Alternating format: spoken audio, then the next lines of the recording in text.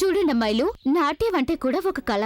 ఎలా అయితే చదవడానికి రాయడానికి క్రమశిక్షణ అనేది అవసరం అవుతుందో అలాగే ఏ కళ నేర్చుకోవాలన్నా కూడా క్రమశిక్షణ అనేది చాలా అవసరం.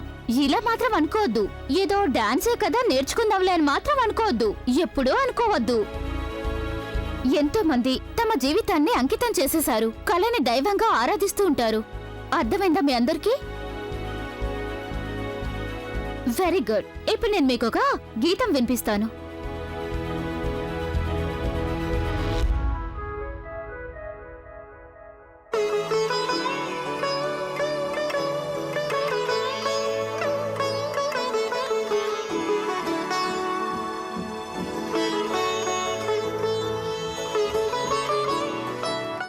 ఈ పాటకి మీరంతా పర్ఫామ్ చేయాల్సి ఉంటుంది.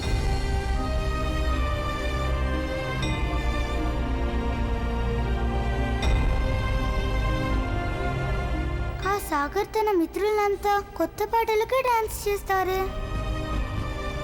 Popping, rocking, hip hop, salsa ఇవన్నీ తెలుసా ఆవిడికి? ఇలాంటి వాటికి డాన్స్ చేస్తే మేము గెలవగలుగుతామా?